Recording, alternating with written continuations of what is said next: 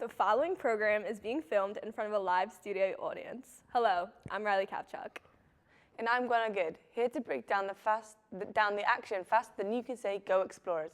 So sit back and enjoy, because you're watching Home with Explorers Athletics SportsLine.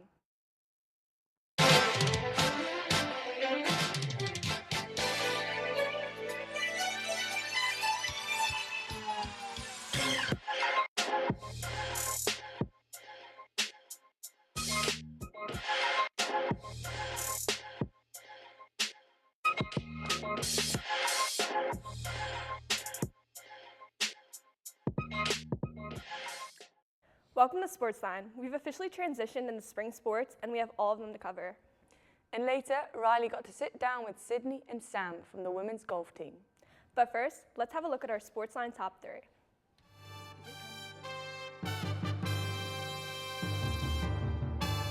Number 1, this week NovaCare student athlete of this week is from the LaSalle swimming and diving team, Felix Jetbrack, who competed in 3 events at the NCAA Championships in the 50-yard free, 100-yard free, and the 100-yard fly.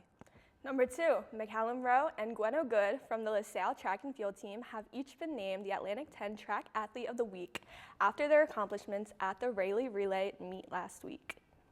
Number 3, track star Nevaeh Davis sets her second program record of a time of 24 seconds and 24.18 seconds in the 200-meter yard dash this weekend.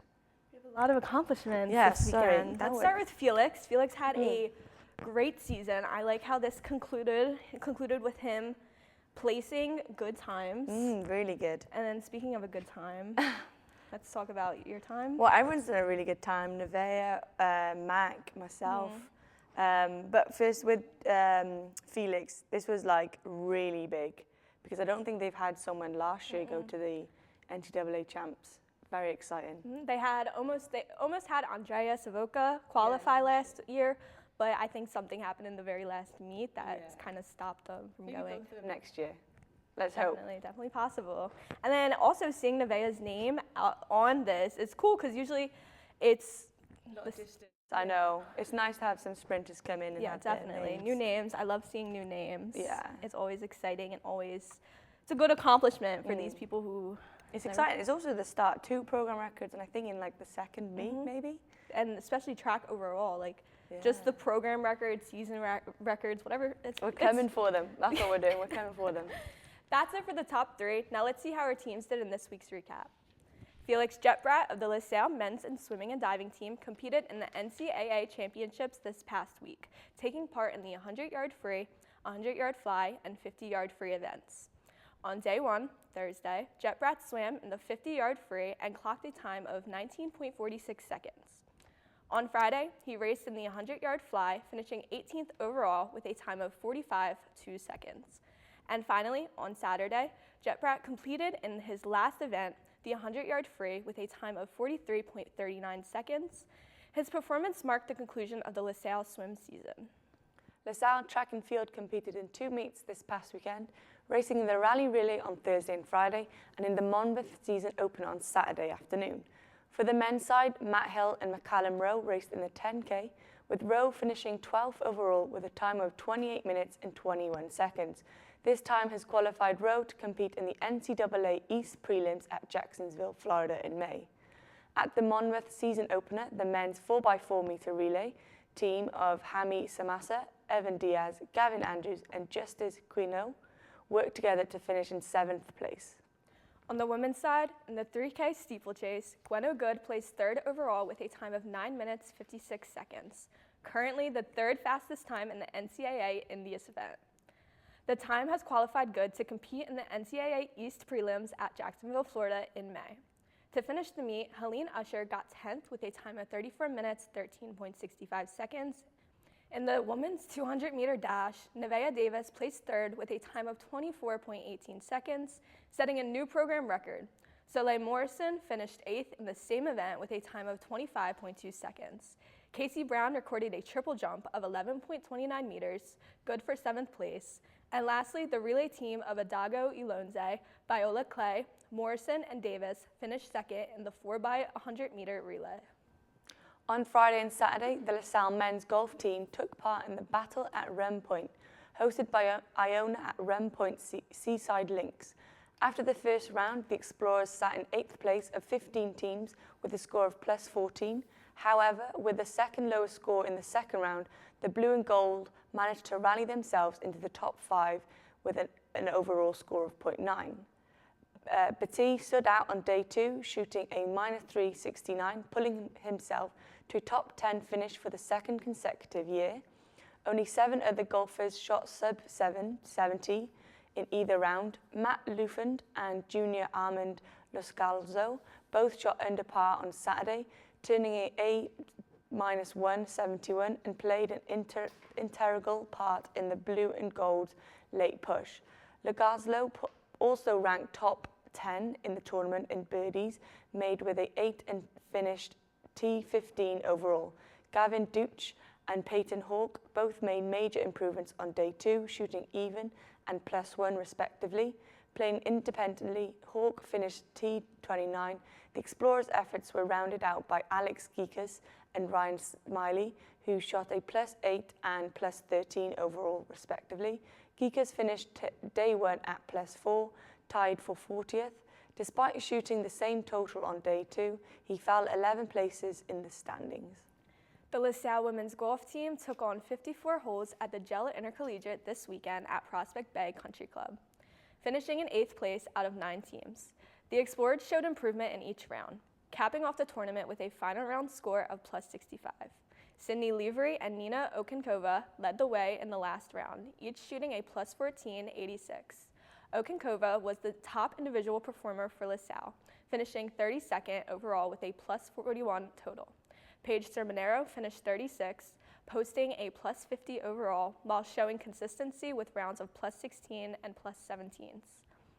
Levery placed 41st with a +55, and Samantha Song rounded out the Explorers lineup, finishing 47th with a +71. On Saturday, the LaSalle men's rowing team opened their season at the Lake Cargy Opener, hosted by Princeton. The Explorers' 3 boats each took part in a 2K against their respective counterparts. While Princeton swept the races, LaSalle had a strong performance, with both the 2v8 and 3v8 placing 3rd in their respective races, and the 1v8 finishing 4th. In the 1v8 race, Princeton took the win with a time of 5 minutes and 33 seconds, followed by Georgetown, then LaSalle at 5 minutes 44 seconds. The 2v8 race saw Princeton again on top with a time of 5 minutes 39 seconds, with Temple, then LaSalle in 3rd again. Rounding out the placing, in 3v8, Princeton finished 1st, with Georgetown 2nd, LaSalle 3rd, and Temple following. The LaSalle University's women's rowing team began their spring season on the Schuylkill River on Saturday, hosting the Delaware Blue Hens in a 2-team regatta. In the varsity 8+ boat, Delaware came out on top with a time of 7 minutes 27 seconds, while LaSalle finished 2nd with a time of 7 minutes 32.4 seconds. In the second varsity 8+, Delaware again took the win with a time of 7 minutes 49.7 seconds, with LaSalle coming in 2nd at 8 minutes 8 seconds. The varsity 4+ boat saw Delaware finish 1st with a time of 8 minutes 57.8 seconds, while LaSalle finished 2nd at 9 minutes 54.6 seconds. Finally, in the second varsity 4+, Delaware once again came out on top with a time of 8 minutes 55 seconds, and LaSalle finished 2nd with a time of 9 minutes 45 seconds. The LaSalle women's lacrosse team came up short in their matchup against the University of Massachusetts on Saturday afternoon. The hosts came out firing with plenty of shots on target, quickly building up a 5-goal lead before senior Katie Johnson put up the Explorers on the board. Redshirt junior Alana Lathan, who assisted on the first goal, made it 6-2 just over 7 minutes into the game, and Sam Clean added LaSalle's 3rd goal with under 5 minutes left in the quarter. UMass extended its lead in the next frame, but the Explorers fought back, netting 3 more before halftime. Johnson found the net for a 2nd time, while junior Molly Marlini and sophomore Mira Catelli also added their names to the score sheet. In the 3rd quarter, UMass dominated, scoring 5 of the 6 goals, with Johnson scoring the lone tally for LaSalle. The Explorers made a late push in the final quarter, outscoring the Minute Women 4-2 in the frame. Latham struck again, Johnson added 2 more to her tally, and sophomore Kayla Norris notched her first goal of the game, just a minute into the period.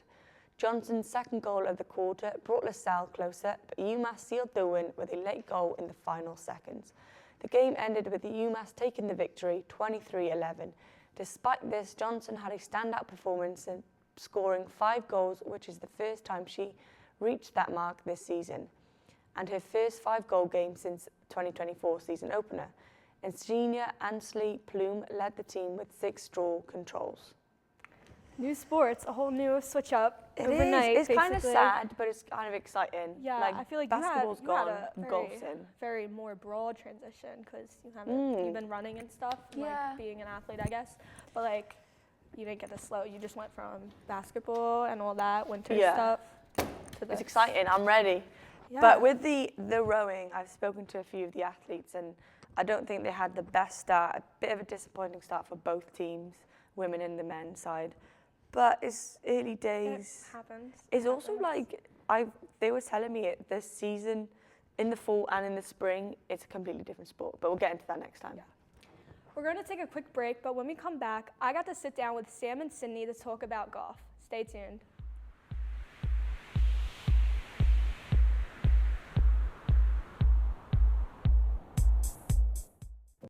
When a child in your life requires intensive care, their health fragile, their condition complex, certified acute care pediatric and neonatal nurse practitioners will give you the information and support you need to make the best decisions for your child, while providing the critical care your child needs. Trained to diagnose and manage life-threatening conditions and emergencies, they are trained to make a difference. Learn why at certifiednurses.org. Children exposed to poor air quality have smaller lungs and higher rates of asthma than children with good air quality. IQ Air Foundation is working to change this, providing filtration technology to school children with poor air quality through the Clean Air for Kids program, helping kids to breathe over 90% cleaner air indoors, removing barriers to learning, reducing sick days, and increasing test scores. This is all key to environmental and climate justice. Find out how you can help at IQAirFoundation.org. Welcome back to On the Sideline. I'm Riley Kapchuk, and joining me today is Sydnie and Sam from the LaSalle women's golf team. How are you guys today? Good, how are you? I'm good. So before I start, when Gwen and I recap golf, we always get a little confused with the plus and minuses. Can you just please explain that more for people who aren't that familiar with golf, like me and Gwen? Yeah. So in golf, there are par 3s, par 4s, and par 5s, and that is what you should get on a hole. And so any more than 3, so if you get a 4 on a par 3, then that would be the +1. And then if you get less than that, it would be a -1 and so forth. And what's better, like the lower or the higher? Yes, the number? lower, yeah. So par on most courses is usually like 70, 71, or 72. And that's just all of the different pars 3s, 4s, and 5s added up. And then minus is better and plus is worse. But Confusing. Yeah. Like, understandable. Moving on from that, you both just recently competed in the intercollegiate at Prospect Bay. How do you feel about the team's overall performance that week? I feel like we did pretty good, but I think there's a lot of room for improvement for myself.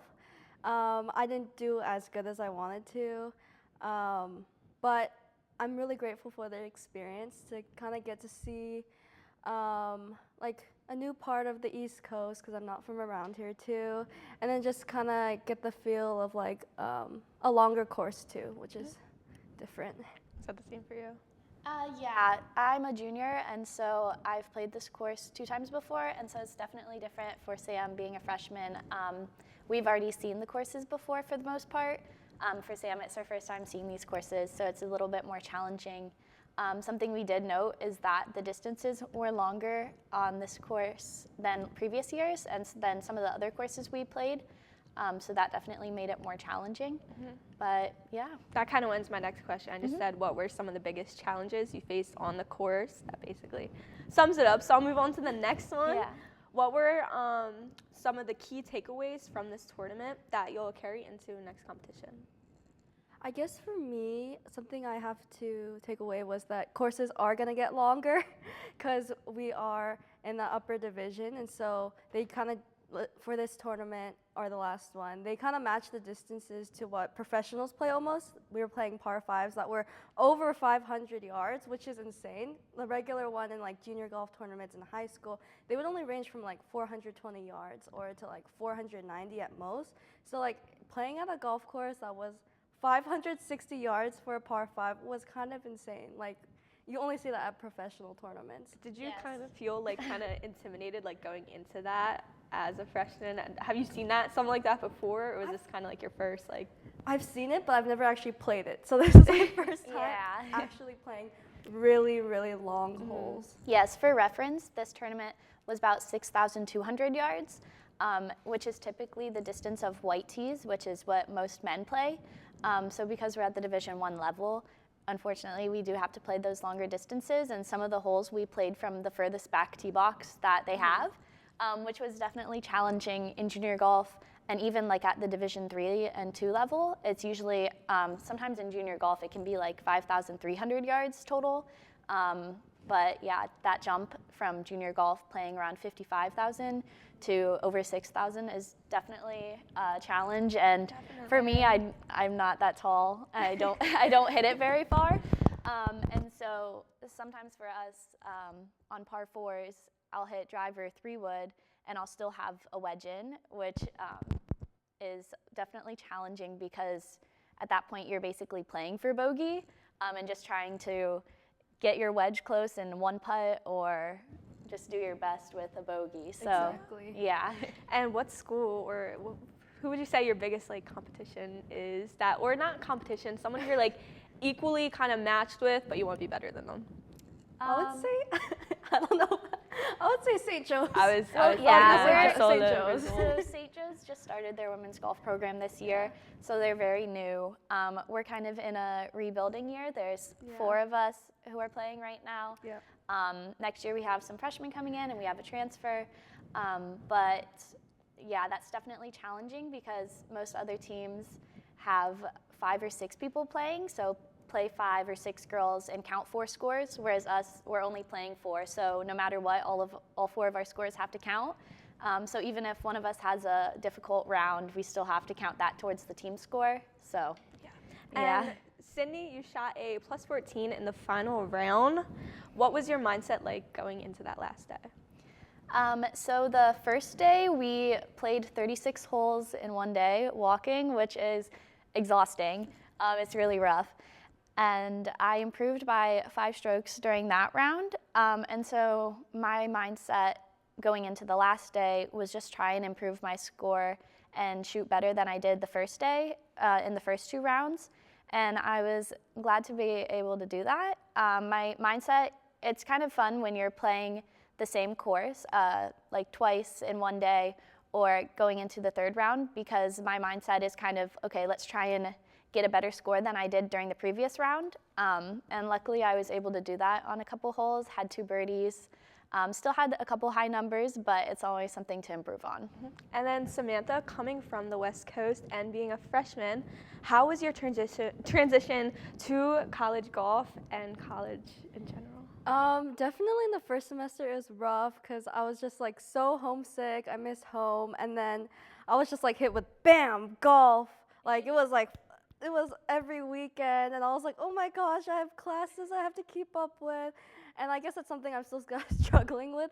I guess getting used to being like, oh, I have a tournament, and then the week after on a Tuesday I have a test. So I just have to like constantly, like my mind has to be constantly be running between student and athlete, which is something I didn't get used to, or now I'm used to it now. And then also kind of understanding that we're going to be playing 3 rounds of golf a lot. Last semester, we played like 2 36-hole rounds, and that was definitely an adjustment because, again, in like high school and junior golf, you're only playing 18 holes, and they're short, whereas these are super long like golf courses that you just have to walk all 36 holes through. It's definitely a big change. Yeah. And then who would you say on your team has been a leader so far? I guess all 3 girls have been like really great leaders, just taking me in, because in the first semester it was definitely rough.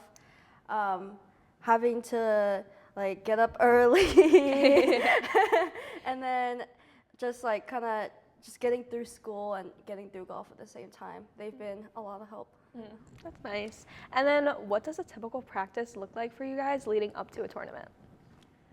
It really kind of depends on how the last tournament went. So depending on what area was kind of lacking in the previous tournament is where we'll practice going forward. A lot of the times that ends up being short game, so just working on making our putts more consistent, hitting different types of chip shots. But yeah, it kind of varies. For me, I pretty much do the same thing. I kind of, we have like a little green book, and so I kind of go through like where I messed up, because there's like pictures of the holes, and you can kind of go through and remember and backtrack. Oh, this is where I messed up. Like I didn't hit my 3-wood that good on that hole. So I just kind of do a little bit like concentration, a lot of like flag finding drills where I just practice like hitting to a flag, and then just kind of get also a lot of weight training to kind of get my body used to like walking and stuff. Yeah. And are there any specific courses coming up on the schedule that you're excited to play in? Personally, well, this weekend we're going to play at Youngstown State. We played here last year, but that's where both of my parents went. I'm from Northeast Ohio. And so it's nice that I'll be able to be closer to home and my family will be coming to watch. Yeah, so I'm 6 hours away from home here, so it's not often that they're able to come watch with how far we are. But so I'm excited for that. And then we're also going to Florida for our conferences. The past 2 years, our championship was at the Disney golf courses, which was really fun because we were in the MAAC conference. But this year, we're in the Atlantic 10s. So we're still in Orlando, luckily. But we're going to be playing a different resort and a different golf course, so I'm excited to see what that looks like, and it's just always fun to be somewhere sunny. Definitely, that's exciting. Is that? Do you have anything different from that? Just same for me, I'm really excited to be playing in Florida and seeing my family again. Yeah. It's been a while. Lastly, what personal goals do each of you have for the remainder of the season? I can go. My biggest goal is honestly just to have fun with it. Freshman and sophomore year, I put a lot of stress on myself and was really focused on scores. But now I'm just trying to enjoy the course, enjoy the people that I'm playing with, and spend time with my teammates and try and keep a positive attitude. I guess same for me, just having fun. And then another big one for me is time management, just still differentiating between when I'm on the course, I'm an athlete there, and I just have to focus on that. And then when I'm a student in the classroom, I just have to focus on studying and then just differentiating the two and trying not to mix them up because it could hurt both of them. Yeah. Well, I hope you guys achieve your goals, and I wish you the best of luck for the remainder of the season. We're going to take a quick break, but when we come back, me and Gwen are going to go over all this week's upcoming games.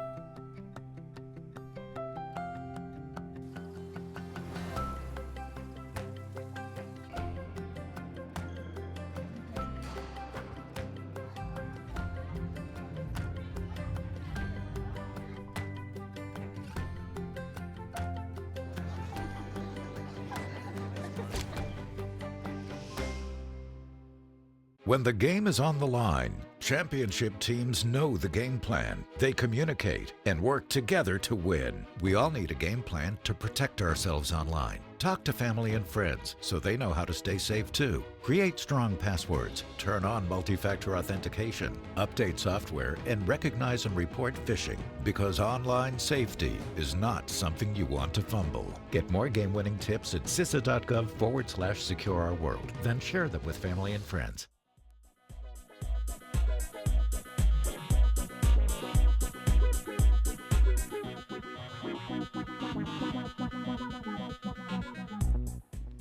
Welcome back. We have a busy week of Explore Sports, so here's what you have to look forward to. Women's lacrosse will host VCU at noon Saturday. Then on Wednesday, they'll travel to Rhode Island to take on Rhode Island University at 2.